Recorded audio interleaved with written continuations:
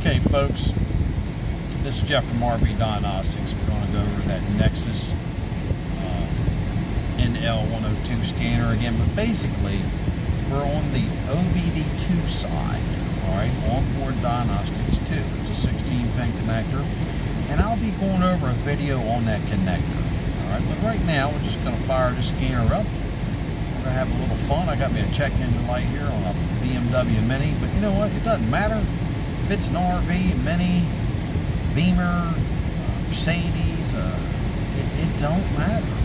What I'm trying to help you to learn is the scanner itself and to read the data. Here we go. I'm going to turn this around. Once again, this is Jeff from RV Diagnostics. Thank you to all my members out there. Don't forget to subscribe to YouTube channel, RV Diagnostics. Alright, so I plugged it in.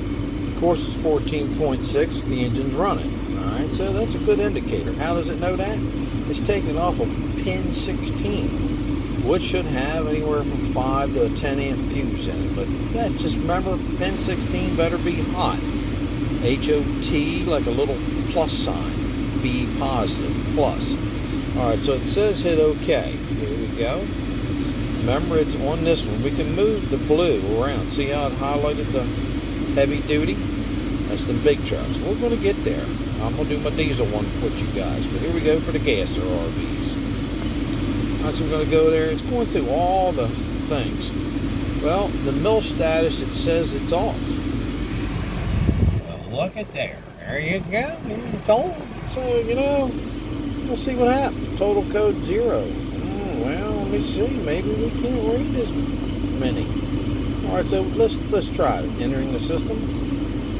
We're going to read codes, right? That goes up and down. So erase, live data, freeze frame. Well, freeze frame is directly off of this. When you read a code, freeze frame is going to tell you what information happened when it happened. Like, let's say the engine thought it got too hot, or the thermostat opened up too fast. It'll tell you the RPM, how many mile an hour, how much load is on the engine. Data, very important. So let's go read the code. Let's see if they're in there. Alright, so current is what's available now. Pending is like, hey man, this thing's ready, but it hasn't become a current. And then permanent DTC, which is mode 10. But right now, we're just going to go look at current DTCs, diagnostic test codes. Well, look at that. This vehicle has no fault codes. All right, let's see. We're going to back out. We're going to go to pending. Ah, look at that. This code is defined by the manufacturer. Please enter to select the manufacturer, P13C9. Well, that's a code that this scanner can't handle, but at least we have a P, which is powertrain, 1 is a manufacturer, and 3 is in the availability of ignition, misfires, and stuff of that nature, P3. Alright, and C9, well, that's hexadecimal, but you don't need to know that, okay? But at least we got that code. So let's back out of there. Alright, we hit that button there. Alright, permanent. This is what's supposed to be kept in the engine computer itself, like your gasser computer. Give me a second here and put you on pause. Okay, we're back. I was burning up a little bit, so I turned that heat knob off. Remember, this might be a car, but don't worry about that. You're learning how to use the NexLynx NL102 or anything that has this type of format. Alright, so let's go into permanent DTC. Let's see what's in there. This vehicle has no fault codes. Well, there you go. Alright, so now I'm going to go back. Remember we said about freeze frame? It probably ain't going to be in there, but let's give it a shot. This vehicle does not have freeze frame. That's because that code is a manufacturer specific.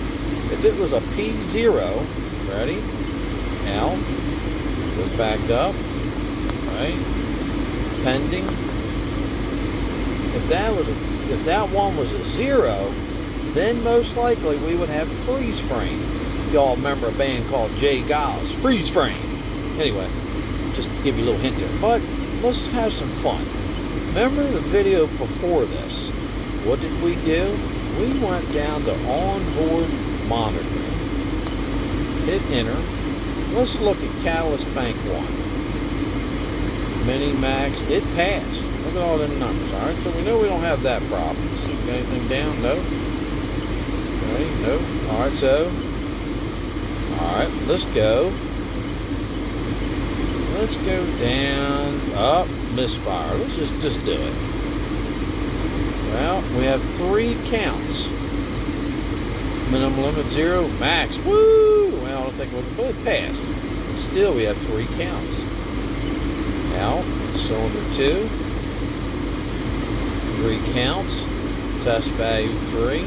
Minimum, max. Back out. Down. Highlight 3. Okay. 0 count. Remember that last time we got a 0. Back out. Down. Cylinder 4. 0 count. See it? That's the test value. That's what actually happened. Well, we got 2 cylinders misfiring. Very light. And we got this weird code. Alright? And you're going to get codes that aren't in every scanner. And you got to look them up. Well, now we're going to just have a little fun. We're going to back out. I'm going to look at something here. I'm going to go to live data. Alright. You know what? Watch this. Enter. Let's go to view all information. We're sitting here live. Engine running. Well, closed loop. Alright. That means this thing, the computer's in control of the fuel. It has a load of about 24%. Engine core is 154. Well, I'll tell you what, my heat's coming out not too good. Let me see. Well, I got it on 68, so let's do this. Let's bring it up. Max I can do it. The max temperature is supposed to come out of these things is about 140 degrees if you really want to know that. Alright, I got it on high. Well, she's fair. I don't think it's 140, but you know, let's go there. I got my pyrometer here, but alright, so I'm going to take it back down because I don't want to roast. Back to this now. Alright, so let's go to the next screen. What you do is you hit right. Alright, short-term fuel trim, look at that. 0.8% positive, but negative 8%. So between the two, we got the negative. Long-term, we used to remember short-term, that's a thimble of fuel. Like the sewing thimble, it's going to add a little bit. Alright, say it was 2% there, right? 2. That would add 2% to the injection pulse width. You don't need to know that. What you need to know is these numbers here, and you get them to me, and we'll figure out what's going on. Alright, so let's engine RPM 708. Let's see. Yeah, alright, so I'm going to go click right, go to the next set. I'm doing 0 mile an hour. There's the tachometer. There's the speedometer, so the information's good. Timing, intake air 77. Alright, we're going to go right click again. Well, the throttle position, that's my gas pedal down here. Watch, I'm going to hit the gas a little bit. It's going up, because I'm hitting the gas down there. Alright, oxygen sensor, output, voltage, bank 1, sensor 2, 0.455. That actually should be 0.6, 100 millivolts and above. So that's a little low. Alright, it is, the OBD requirement is OBD2. Go to right click again. Time since the engine started, 710 seconds. Distant travel since mill activated, 0 miles. Look at that fuel rail pressure. It's bouncing around a little bit, about 1,000 psi. Alright, the EVAP, evaporative emission, that means gasoline evaporating out of your tank, is being told no purge. It's not taking it in the engine. Fuel level 62%. Right there, it's about right. There you go, right there. See, there's half 50. 1, 2, 3, 4, so about 62%. Alright. Distance travel since somebody cleared this code, 2 miles. See, this thing won't let you get away with lying. call me up. Hey, you know that light's been on like 10 seconds, and actually it's been on 2,000 miles. So don't lie to me. Just tell me, hey man, I've been riding around like 5,000 miles with this thing. You gonna help me out? All right, so oxygen sensor, catalyst temperature is about 4. That's low. Control module, that means the engine is getting 14.6 volts. Remember when we started up, it was 14.3? So that's good to know. Let's say you did this when you first fired the scanner up. It said 14, you get here at 12. It means you got a voltage drop issue. All right, and we'll talk about voltage drops. There's other videos on that, early videos on RV Diagnostics YouTube channel. Let's look at it again. All right, there we go. Relative throttle, ambient air, we've been through that one. Absolute. There's my throttle pedal position because it's an electrical one.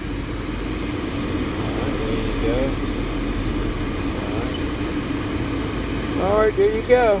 And we're running out of type of fuel currently, gas. It'll tell you if it's E85 ethanol and all that. So that's a pretty good thing to know. All right, I'm gonna turn this camera around. This was Jeff from RV Diagnostics. A very brief video. I'm trying to keep them short so you can look at them real quick and get an idea and go back to them. So the heading on this one is going to be reading codes and data with a Nextlink NL102. So thank you once again. This is Jeff from RV Diagnostics. Remember, there's a couple ways to get a hold of me. One, to the Facebook page, RV Diagnostics. 2, the website, which is a one-on-one instructions. Both you and I looking at your problem like I'm there through this camera and your phone. A lot of them we do through Facebook Messenger video chat. That works pretty good because you got iPhones and Android systems out there not really getting along. And that is www.rvdiagnostics.com. The link will be down below in comments. And so will this, the 2 scanners I recommend. All right.